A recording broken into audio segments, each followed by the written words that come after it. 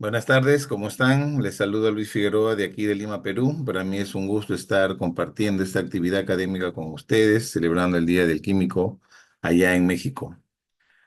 Bueno, en realidad es un honor, agradezco a Complacen por esta nueva invitación y permitirme contactarme con ustedes a través de este medio.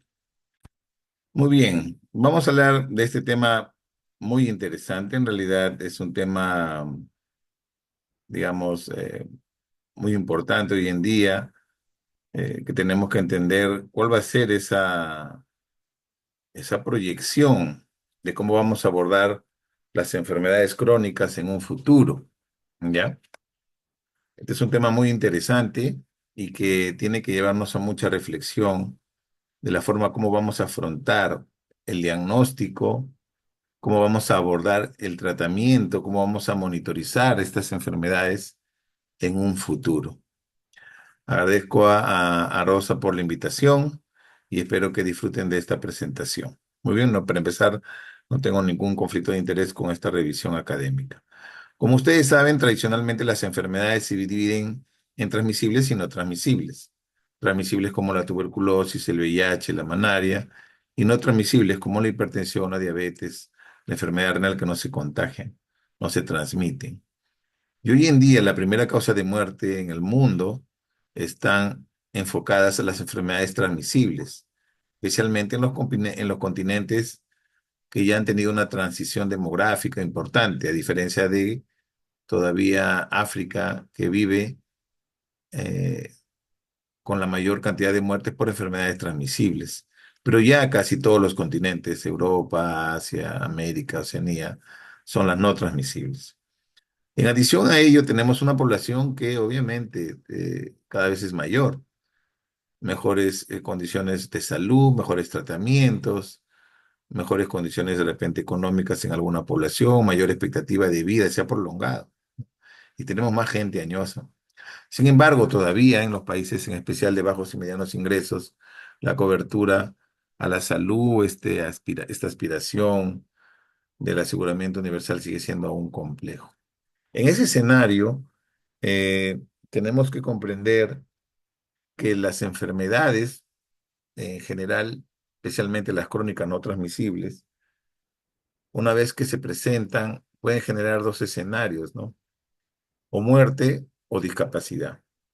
Y cuando vemos este tema de años de vida saludable perdidos, es decir, gente que murió y dejó de vivir, se considera que son países con mayor carga de enfermedad. En este caso, los que están en un color más rojo intenso, granate, y amarillo, su extremo, estos son los que tienen mayor carga de muerte, mayor carga de enfermedad, mayor años de vida saludable perdidos. Y como vemos, obviamente es África. En Latinoamérica vemos algunos países, ¿no? Algunos países del sector que tienen un poquito un color un naranja comparado con otros sectores, ¿no? Centroamérica, de repente, Haití, definitivamente.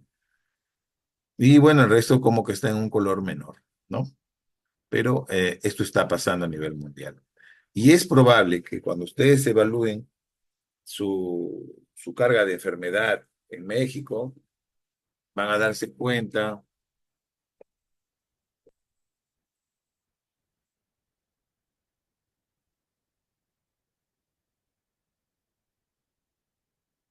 acaba de pasar un helicóptero, van a darse cuenta que dentro de estas 10 primeras causas van a encontrar enfermedades crónicas, diabetes, por ejemplo, enfermedad cardiovascular, degeneración cerebral, hipertensión, van a estar dentro de estas primeras causas, probablemente muchas relacionadas en las enfermedades crónicas. Y a nivel mundial, los factores de riesgo tradicionales que generan más muerte y discapacidad son la hipertensión, el tabaco, dieta, obviamente de alimentos ultraprocesados y la contaminación ambiental. Y miren, obviamente la diabetes. Entonces son temas que tenemos que tenerlo cada vez más presente, porque eso es lo que está pasando, eso es lo que va a venir, ¿no? Y la primera causa de muerte, como hemos visto, son las enfermedades cardiovasculares. La gente se muere por infartos o derrames. Y lamentablemente, la mayoría de estas muertes es en países de bajos y medianos ingresos. Si nos vemos a nivel mundial, ya cuando evaluamos carga, solamente carga de enfermedad cardiovascular, vemos pues estos países que tienen mayor carga de enfermedad, no los de color azul intenso. Digamos que América un poco menor comparado con ellos, ¿no? Latinoamérica como que está por aquí. Sin embargo, la isquemia y el infarto pues son las principales causas independientes de la zona. Y a eso le agregamos pues las determinantes comerciales, aparte de conocer las determinantes de salud clásicas como pobreza, grado de educación, instrucción, hacinamiento, excelentes condiciones de salubridad, se agregan las cuatro industrias que más matan en el mundo: tabaco, alcohol, alimentos ultraprocesados y la quema de combustibles fósiles. Hablar hoy en día de las determinantes comerciales es un tema importante, especialmente de la particulada PM2.5. Se asume, por ejemplo, en este artículo publicado de Lancet, habla que de cada 5 diabéticos, 2 probablemente están asociados al estrés oxidativo producto de la contaminación ambiental. ¿No? Es un tema que va incrementando. Si yo este estudio, por ejemplo, del New England, donde ellos tratan de buscar la presencia de componentes no orgánicos en productos de ateromas de endarterectomías, es decir, pacientes mayores de 80 años, en teoría saludables, sacaron sus ateromas, es decir, le hicieron un procedimiento quirúrgico para, digamos, quitarle la obstrucción a esa arteria carótida, sacaron el ateroma y el ateroma lo llevaron para hacer microscopía electrónica y estudio de espectrometría de masa. Y cuando evaluaron, encontraron estas estructuras no biológicas y cosaédricas, que es microplástico nanoplástico. ¿Mm? Entonces, hoy en día ya se sabe que esta materia particulada está presente en todo el cuerpo y se está asociando a diferentes enfermedades en relación al futuro. Eh, y todo esto está dentro de lo que hoy se conoce como salud planetaria, que es un tema que tenemos que abordar. En adición a ello, la visión de las enfermedades metabólicas, cardiovasculares y renales de una visión desintegrada, por ejemplo, no integrada, diabéticos siendo visto por endocrinos, problemas cardíacos por los cardiólogos, renales por los nefrólogos, de repente problemas de obesidad por endocrinólogos u obesólogos. Hoy en día eso está cambiando a lo que no sé como el síndrome cardiorrenal metabólico, es decir, se está integrando una visión más holística. Sobre esto tuve la oportunidad de hablar en el último Congreso Mexicano de Puebla. Es un tema muy interesante que tenemos que abordar. Muy bien. El otro concepto es la inteligencia artificial. ¿Hacia dónde vamos, no? Con relación a las herramientas de inteligencia artificial, ese es otro gran tema. Ustedes ya desde sus aplicativos pueden entrar y hablar con Sara, que es un avatar de la OMS, que te toca temas relacionados a la salud, ¿no? Así como hay Alexa y otros, ustedes ya pueden conversar con Sara en relación a temas de salud. Este estudio muy interesante, publicado por New York Times, pero de científicos de la Universidad de Stanford, ellos incluyeron información a computadoras, a una computadora de cómo se comportan las células. Y después de meter tanta información, ellos le pidieron que los clasifique las células. Y cuando este algoritmo clasificó, encontró una célula NOR. Así, esta célula eh, la clasificó sin haberle dado esa información. Esta célula NOR es la que produce la eritropoyetina en el riñón, que viene de un nombre de dioses nórdicos. Pero los seres humanos, para descubrir que la célula NOR producía eritropoyetina, se demoró cerca de 200 años y la inteligencia artificial solo se demoró menos de 6 horas. Hoy en día, Eric Topol ha hecho varias publicaciones en relación a este tema. Ellos han visto de que cada vez hay una mayor publicación de investigaciones, especialmente de ensayos aleatorios, ensayos clínicos, donde buscan el impacto del uso de herramientas de inteligencia artificial. Se ve que la mayor cantidad están en USA, en China, principalmente enfocadas al tema gastroenterológico y radiológico. Pero muchos de estos estudios nunca evaluaron el impacto en relación a la herramienta de inteligencia artificial y muerte. Sin embargo, un reciente estudio publicado ya en Nature Medicine evalúan cómo una intervención, ¿no? Un grupo que se interviene con herramientas de inteligencia artificial para monitorizar temas de fibrilación auricular en estos pacientes, logró evidenciar una ventaja y una reducción de muerte en comparación con el grupo control. ¿Ya? Probablemente van a venir más estudios en relación a este tema, donde las intervenciones con inteligencia artificial reducen la muerte. Como dice Aristóteles, se da dos pasos adelante y uno atrás, pero hay varios aspectos que hay que ver, ¿no? El tema regulatorio, el tema ético, en fin. De tal manera que hoy en día la aplicación de algoritmos, ¿no? Computacionales va a permitir, pues, generar mayor cantidad de evidencia desde la perspectiva de inteligencia artificial. Se asumía que la robótica era ella, pero la cuarta revolución es definitivamente la inteligencia artificial. Hoy en día vemos cómo en diferentes aspectos se va utilizando la misma, especialmente cuando entramos ya al detalle del machine learning o el deep learning. Hoy en día, por ejemplo, cuando ustedes ingresan a su computadora, a Google, a entrar en una búsqueda, a veces les aparecen estas imágenes y lo que ustedes están haciendo aquí es simplemente alimentar probablemente un modelo para que reconozca cada vez más patrones que existen en la calle, de repente para autos autónomos, etcétera. Y estas aplicaciones de inteligencia artificial también se han usado en laboratorios hace muchos años, ¿no? Eso va a depender del tipo digamos, de dato que tenemos que tener, ya sea un dato estructurado o un dato no estructurado. Van a haber diferentes herramientas o algoritmos de machine learning que se van a utilizar para este tipo de patrones. Y uno al final va a obtener un resultado según cómo alimentemos ese modelo, con la mejor información, obviamente, ¿no? Y esto pues ya se ha aplicado especialmente hoy en día. Se trata de llevar la inteligencia artificial para aligerar, digamos, aquellos procedimientos que necesitan mucha intervención manual o demoran mucho para su interpretación, especialmente, por ejemplo, patrones de espectrometría de masa o proteinograma electroforético, ¿no?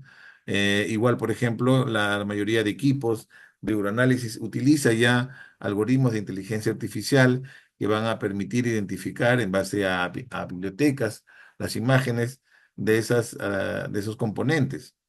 Las últimas herramientas que se están teniendo de autoinmunidad, con equipos muy sofisticados, con software de interpretación, que ya prácticamente, encima que te procesan automatizadamente todo, te dan la interpretación del patrón, ¿no? Para que ya no haya mayor problema. Me acuerdo que este lápiz, este es un lápiz que va a permitir que uno lo pase encima del órgano. Esto lo vi en el año 2016, me acuerdo, en Filadelfia, en un congreso del ACC. Ahí dentro del acto quirúrgico pasaban el lápiz inmediatamente entra al equipo de espectrometría, además se libera padrones y pueden ver si es que tiene o no un componente celular cancerígeno importante, agresivo o no, para tomar alguna decisión en ese momento. Evitaba probablemente la biopsia por congelación. Y hace poco me acuerdo que también una nueva metodología, HOLO, para un hemograma, ¿no? Que utilizaba también herramientas y algoritmos de inteligencia artificial para poder identificar las células, ¿no? OLO works for all conditions and reports a 5-part differential complete blood count, including 19 parameters and advanced abnormalities flags. Sample preparation takes 2 easy steps and 2 drops from either the fingertip or a venous sample. 1 drop is placed directly into the cartridge, and a second is mixed and added. With the sample ready, the cartridge is loaded into the OLO instrument. 10 minutes, results are ready on the touchscreen and can be printed, emailed, or sent to a lab information system. OLO. Rapidísimo. Hoy en día, ¿quién no tiene un celular? Y obviamente se podría decir que se puede usar mucho más ese celular para intervenciones en salud. De tal manera que la OMS ya publicó digamos, las estrategias que vienen en salud digital 2020 y 2025, ¿no? Esta publicación del 2021 es muy interesante y probablemente muchas intervenciones actuales necesitan ya de tecnologías de este tipo. Inclusive ya publicaciones no hablan de salud digital, sino hablan de terapéutica digital, que necesitan ya una eficacia clínica y una regulación gubernamental que tiene un mayor peso comparado con la salud digital. Esto ya se está aplicando en diferentes aspectos, especialmente en los Estados Unidos, y ayudaría mucho para afrontar enfermedades crónicas, ¿no? Especialmente para el autocuidado y la adherencia del tratamiento. La FDA, por ejemplo, ha publicado ya este documento donde establece una precertificación de software de salud digital, ¿no? Y han aprobado ya muchos productos con autorización de la FDA para enfermedades o la utilidad de ellas, ¿no? Por ejemplo, enfermedades neurológicas, gastrointestinales, metabólicas, cardiovasculares o psiquiátricas. Por ejemplo, aquí esta marca evalúa el uso para el diagnóstico de hipertensión, ¿no? Como vean, ¿no? Growing global leader in care at home solutions, transforming patient health through personalized, predictive care. Enabled by artificial intelligence, Bioformous' Care at Home platform provides actionable insights to help clinicians deliver the right care to the right patient at the right time. Y esto ya poco a poco se va a ir usando más, pero no solo en la interpretación de repente del paciente, sino aunado a telemedicina o a un sistema de salud que ayude a afrontar los problemas que tenga el paciente. Por ejemplo, acá de los ensayos clínicos que también se han evaluado en relación a diagnóstico terapéutico o terapéutica digital, vemos en psiquiatría, oncología, ¿no? La mayoría de ellos por aplicación web, también por aplicación móvil, en fin en diferentes enfermedades, a nivel del insomnio, por ejemplo, en psiquiatría, cáncer de mama, en oncología. El uso del problema de la adicción en Estados Unidos es importante. En endocrinología para la diabetes y la neurología, demencia, Alzheimer, por ejemplo, ¿no? Se calcula que para el 2025 hay un aumento sostenido del 865% de este tipo de intervenciones. Y van a utilizar, obviamente, el celular. ¿Cuántas veces ustedes abren el celular o entran al celular al día? ¿Han contado? ¿En una hora? ¿En un minuto? ¿En 24 horas? ¿O en las horas que están despiertos? ¿No? Entonces se puede utilizar para tratar de hacer intervenciones. Ya obviamente el tema de la salud, pues ha migrado ya a una salud 4.0, igual que en el tema industrial, y cada vez hay más herramientas. Este artículo publicado en este año me parece fabuloso, creo que es de lectura obligatoria para entender un poco más cuál es la utilidad de lo que ellos llaman ya tecnologías de salud digitales portátiles, ¿no? Smartwatch, por ejemplo, muchos de aquí deben tener su smartwatch, o cómo eso va a comenzar a articular. Pero hay temas que hay que comenzar a definir, ¿no? La propiedad de los datos, el acceso o el conocimiento, la alfabetización y confianza en los pacientes, estándares e interoperabilidad, ¿no? Protocolos HL7, lenguaje LOI, lenguajes NUMED, en fin, temas que se tienen que ir viendo dentro de la implementación de estas herramientas, e igual en los sistemas de salud. Integración con los flujos clínicos, cómo va a articularse esto, ¿no? El empoderamiento también del paciente y el tema regulatorio y obviamente el tema del pago, más aún el tema del sistema de salud que trabajan pues con aseguradores. Entonces, hay una brecha digital importante a nivel social, digamos, ¿no? Los pacientes tienen que entender un poco más este tema, el acceso al Internet, la penetración de Internet en nuestros países, el acceso desigual a las aplicaciones en el tema de salud público, o privado, el soporte técnico, telesalud, etcétera, etcétera. Y de la misma forma, nosotros como profesionales tenemos que ir conociendo más de este aspecto. Por ejemplo, ¿no? Incorporar profesionales que conozcan más allá de este tema dentro del sistema sanitario. Entonces, tenemos que ver la forma de que estos incentivos, innovaciones, ver cómo nos asociamos, buscar colaboraciones con el gobierno, ¿no? Ver el tema de establecer, pues, estándares emergentes, ¿no? Para usar, obviamente, estas herramientas, de tal manera que la operación sea, pues, rápidamente integrada a los sistemas y formatos electrónicos. Cómo esto va a articular a nivel de ingeniería, el lenguaje, la nomenclatura en salud. Y esto, obviamente, interoperable, estandarizado, integrado a la historia clínica, ¿no?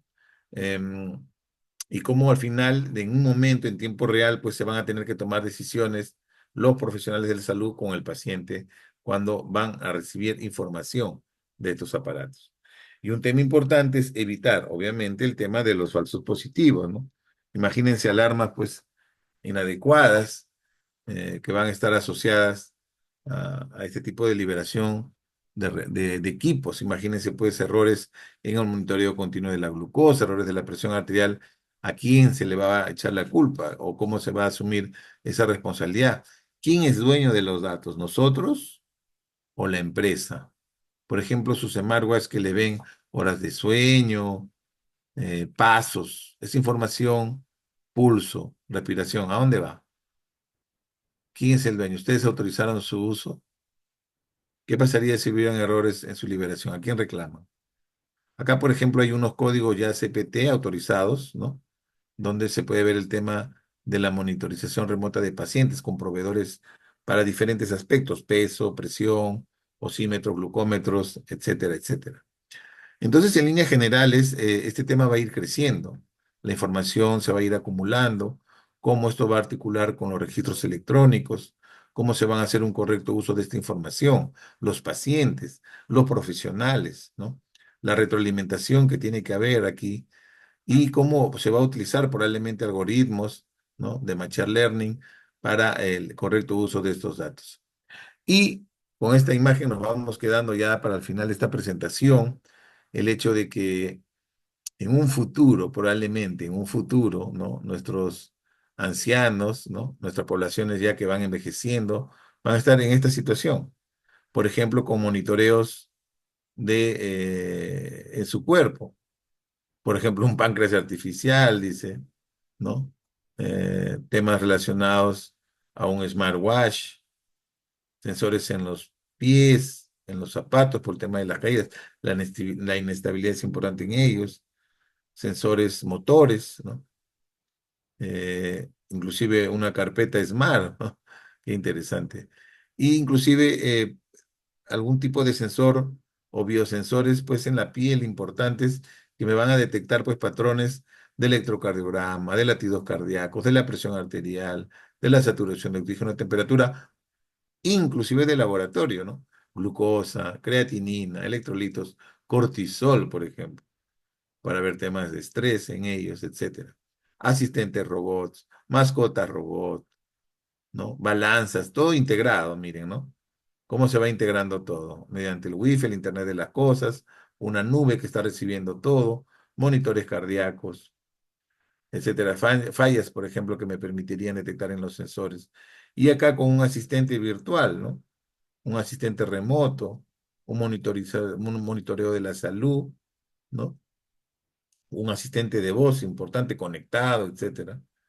Y al final, pues inclusive con cámaras o sensores en el hogar para ver cómo está, ¿no? Como un espejo digital, por decirlo así, y ver pues si está bien o necesita de repente pues una asistencia, ¿no? Del médico. Y miren, ¿ah? Esto no está lejano, probablemente este sea el futuro. De tal manera que al final las enfermedades crónicas con la salud digital pues tienen que integrarse, ¿no? Este eslabón tiene que unirse.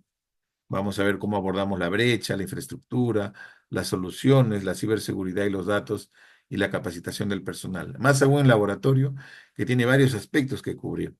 Temas relacionados a metodologías complejas, Big Data, medicina de precisión, etcétera, pruebas POC, la abogacía de lo que hacemos son temas pendientes. Y la genómica, ni qué decirlo, es un tema que hay que ir abordándola. De tal manera que al final la ciencia, la tecnología, la biología permitirá pues, afrontar estas enfermedades crónicas en un futuro, acceder a una medicina personalizada y que eso articule dentro de un estado para poder beneficiarnos, obviamente, y que nuestros pacientes puedan tener un beneficio en relación a este tema. Solo así, tal vez en un futuro, tendremos un diagnóstico precoz, un manejo proactivo de las enfermedades, ¿no? Y tratando de reducir siempre la carga de las enfermedades, menos muerte, menos discapacidad, previniendo hospitalizaciones y haciendo un mejor uso de los escasos ya recursos que manejamos, más aún en el sector público. Muy bien, muchísimas gracias, es todo lo que les he querido traer. En Puebla tuve un prelanzamiento de mi libro. Los invito a que puedan adquirir un ejemplar, está ya en Amazon para que pueda llegar en tapa blanda a ustedes, lo pueden pedir. Y bueno, hasta que tenga otra oportunidad de ir a México, llevaré algunos ejemplares adicionales. Ha sido un gusto compartir con ustedes. Muchísimas gracias por esta invitación Y bueno, lamento no poder estar en este momento y cualquier consulta o duda, agradecería a Rosa que anote las preguntas y después yo pueda resolverla por correo electrónico. Muchas gracias, un abrazo y será hasta otra oportunidad.